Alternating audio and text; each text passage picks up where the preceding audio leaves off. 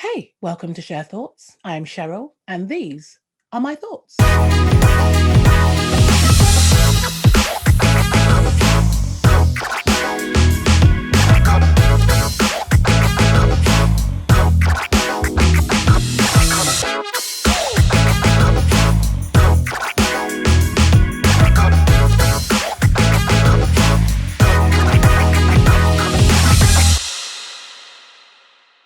I am hugely sensitive when it comes to smells. In fact, my nose and its ability to sniff out everything is both a blessing and a curse. I actually base a lot of my decisions on smell. It's really weird to kind of explain, but I do. And yes, when it comes to sexual attraction, I am consciously and subconsciously drawn in by smell. I know I've spoken about man musk before, and I know I've probably been side-eye a billion times about it, but there's a lot of people out there that are on my wave, just so you know. When I'm attracted to a man, I could quite happily sink my face into his armpit and just inhale his man musk. Like that day-old scent can be a huge turn on, but don't, and I mean don't ever come with swarty body parts. That is not what I mean by man musk or odor. Swart is swart and a bad smell is a bad smell. You just cannot dress it up. But anyway, scent and the role it plays when it comes to sexual attraction is massively underrated. Certain types of body odor are directly connected to sexual attraction. I mean, we readily accept that animals and plants use odor to attract mates to reproduce. We learn about this in science class. And if not at school, you've only got to watch Nat Geo for like a day, and there's guaranteed to be a show that kind of covers this fact. Take, for example, the male alligator. It has glands beneath its jawline that are designed specifically to emit a kind of oil to attract mates. No sounds needed, no attractive dance necessary, just this aroma. It does all that it needs to do. The scent it releases is called pheromones.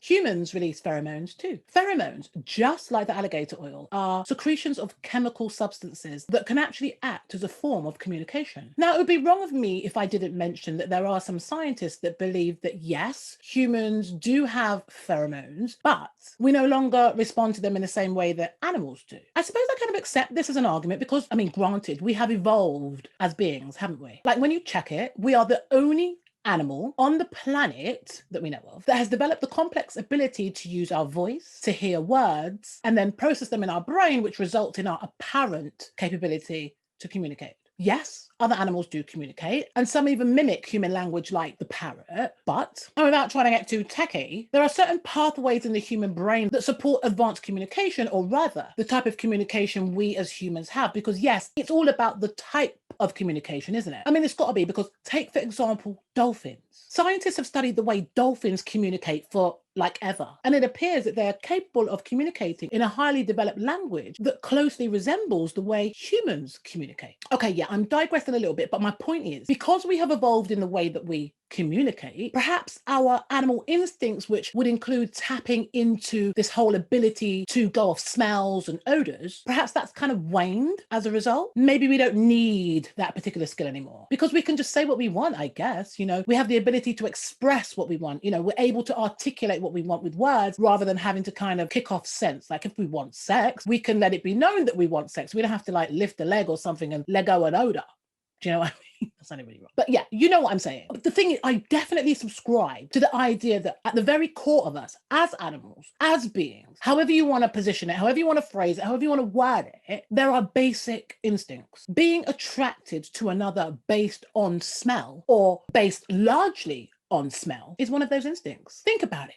Why is the perfume industry so huge? Home fragrancing, essential oils, incense, all of these things tickle our sense of smell and literally pleasure us. The market for these things is astronomical. Not gonna lie. I do like a good smelling perfume. It does things to me. It gets me going. I love nice smells. It's just what I do.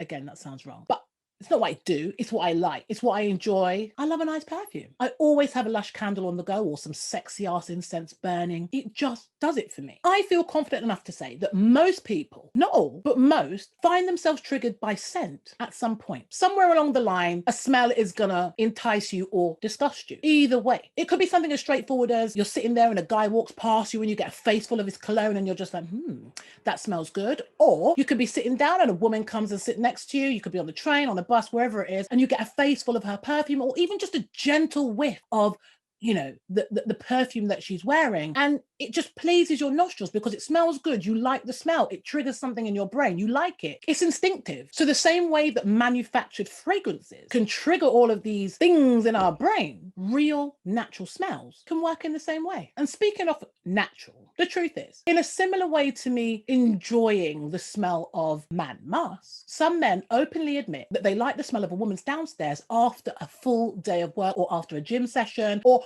after just doing stuff, not fresh out of the shower. They like some kind of odor popping. And again, we're not talking about bad odors, like frowsy odors, unwashed, unkempt odors. We're talking about natural bodily odors. It just triggers something in them. And you can understand why, like, especially from a sexual perspective, given that our genitals are what we use to have sex. If you're tapped in, and I guess if you're allowed to get close enough, because really and truthfully, we should be able to smell your genitals if we're not in your genitals, if you know what I mean. So if you're in the position to get close enough and you smell a natural bodily odor, that triggers an animalistic urge in a lot of people. And it makes sense. It's just so basic, but it's hard to kind of explain. Even science supports the idea that it's inexplainable why sometimes you might be drawn to someone's natural hue. And even if it's a case of you might not actually be able to smell a hue or their natural bodily odor, you might not be able to articulate that there is a smell because, let's be real, some people don't have like a strong smell. Still, every body has its unique